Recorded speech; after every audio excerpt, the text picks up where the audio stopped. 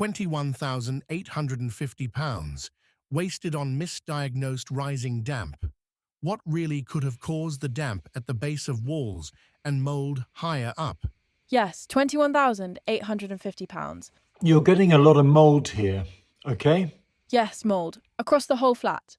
But I think the issue is the stopcock which is leaking, and we do have to top up the heating system. So it's the stopcock that's leaking, is it? I don't think that could cause all these issues, especially as you're containing the water and have done for some time. Besides, there's dampness and mold across the whole property, which tells me that vapour is at least a component, if not the primary cause of dampness. Why is there a lot of mould in the extension when the bathroom and kitchen are far away? So the extension loses a lot of heat because you've got the sides to the front, back, to the rear, and obviously the roof, and to some extent the floor as well. They're all drawing heat out. You say I don't have rising damp, but there is dampness at the base of the wall. Surely that is rising damp? So rising damp comes from groundwater. There are three reasons that you're not going to get it here. One is you're in London where the water is pumped out. You're not above groundwater bearing rocks, and you're well up on a hill. So there is no chance of having rising damp here. Okay, I get why rising damp could not be the cause of dampness on my walls, and why condensation is more likely, but what is the solution? So you need a bathroom extractor fan, and I recommend a continuous flow bathroom extractor fan. It works 24/7. It runs quietly in the background at roughly 5 litres per second with a boost function that takes it up to about 15 litres a second. And you'll probably have to have it going through the glass window because there are almost certainly lintels above. But have a look to see what other people with similar properties have. I know it's only you and the neighbour here, but there will be similar properties around the location in London.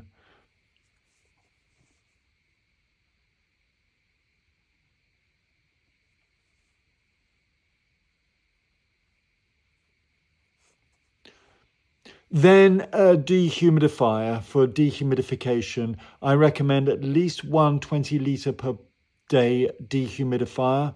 And if you ever go away, have it dripping into the sink with a pipe out of it.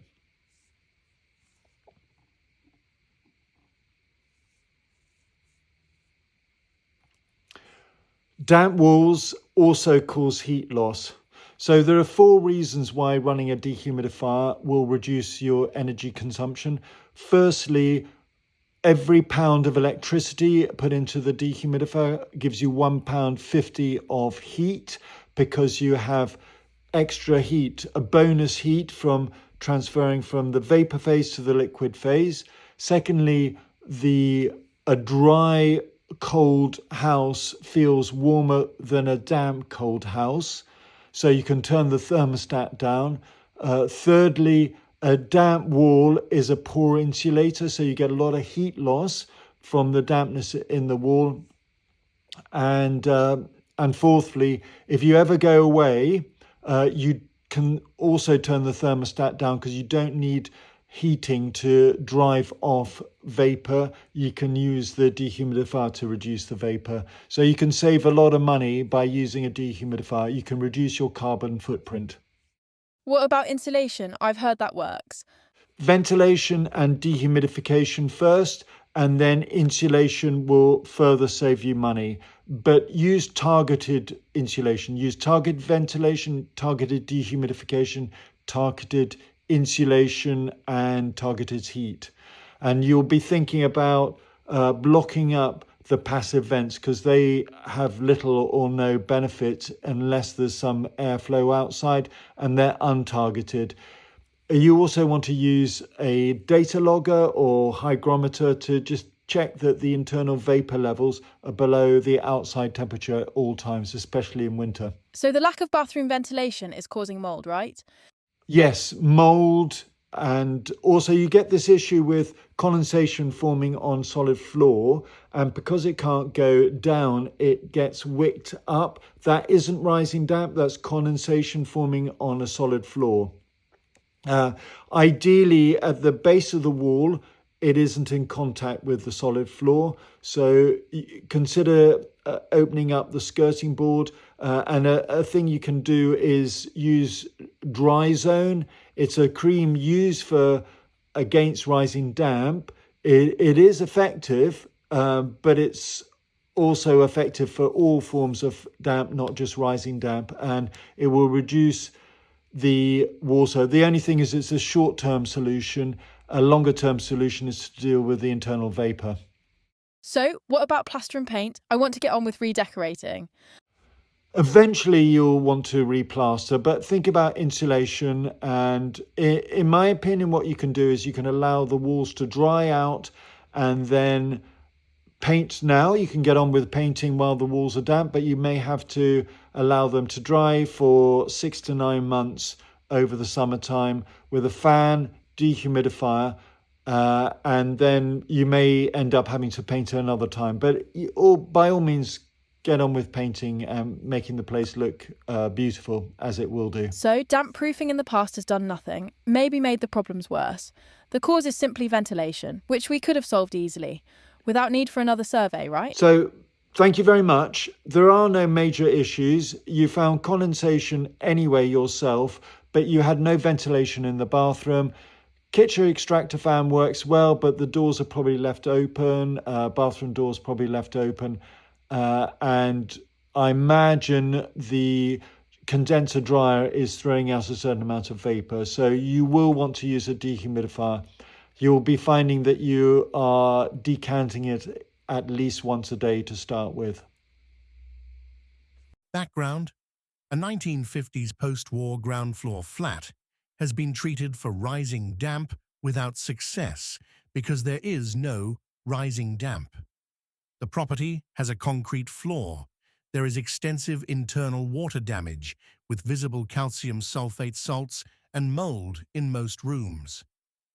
Over £21,850 has already been spent on unsuccessful remedial works, including damp rods and surveyors. The flat shares its mains water supply with the upstairs flat. There is a leaking stopcock. As a temporary measure, water is being collected and removed. The external north-facing wall is pebble-dashed with raised concrete steps and patios sloping towards the front. Key findings: condensation from excess vapor is the primary root cause. We know this because there is widespread mold, especially in corners and above windows, which can only result from excess vapor. There is no evidence of rising damp, which comes from groundwater below the water table. The property is in London, where groundwater is pumped out, and it is also situated on a hill, not in a zone at risk of rising damp. The surface relative humidity is consistently above 85%, triggering mold growth. There is inadequate bathroom ventilation, no working extractor fan, and passive vents that are poorly placed and ineffective.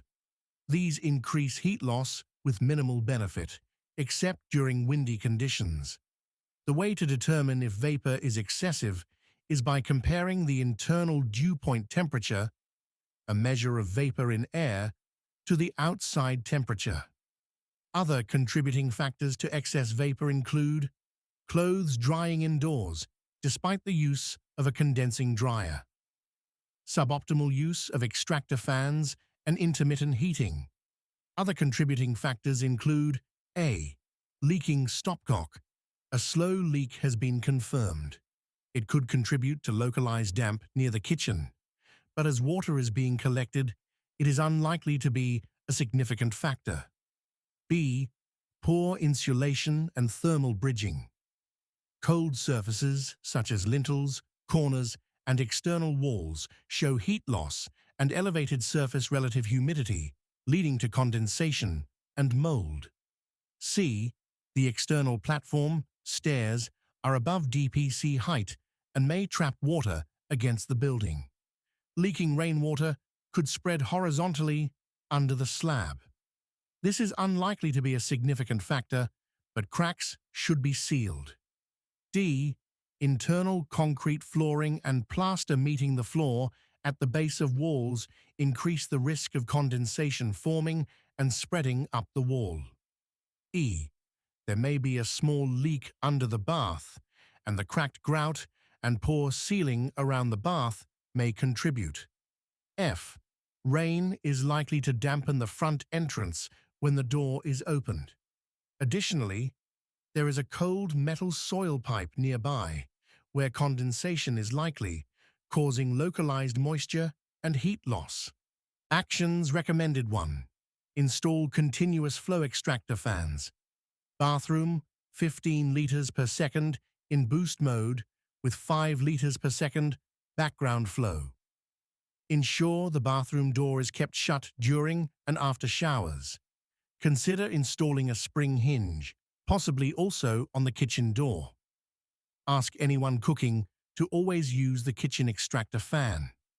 2. Use a dehumidifier continuously.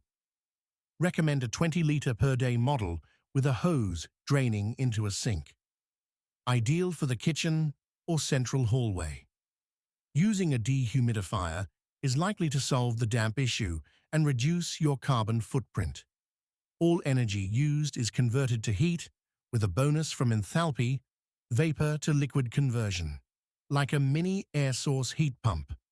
A cold, humid property feels colder than a cold, dry one, meaning you can turn the thermostat down and still feel warm. You'll reduce condensation within walls, decreasing heat loss and the need for excessive ventilation. Third, monitor with vapor data loggers. Focus on the dew point. Compare it to the outside temperature. Upload data weekly to damp.ai/detect to track vapor levels. Fourth, replace or repair the stopcock and corroded copper pipes. Fifth, regrout and reseal bath and shower to prevent water ingress. 6. Tidy and seal gaps at the entrance. Check for rainwater ingress via steps and threshold. Redirect water using drip trays, slopes, or sealing around the concrete platform. 7. Remove mold and salt residues. Use HG mold spray, contains bleach, to remove visible mold. Sand back salts. Repaint using standard emulsion or breathable finish once dry. 8. Insulation is never a substitute for ventilation and dehumidification. Products like PIR, Celotex, Kingspan can trap moisture and are only safe above solid floors with minimal risk of rot. For external cold walls, consider Rockwool thermal lining paper or Space Therm for reveals. Both are vapor permeable, thin, but costly and effective. 9. Avoid passive vents. I recommend blocking these up. Only effective in windy conditions. Cause unnecessary heat loss. Better to rely on targeted mechanical extraction. 10. Keep objects away from external walls to improve air circulation. 11th. Track progress before redecorating. Wait 6 to 9 months for walls to fully dry. Or, and what I would do in your case, use a fan and dehumidifier to speed drying, paint now, and plan to add a final coat once fully dry. Use a damp meter in radio frequency mode, such as a Dr. Meter pinless moisture meter, to monitor moisture levels. Reasoning: widespread mold, calcium sulfate salts, and cold surface condensation indicate condensation, not rising damp.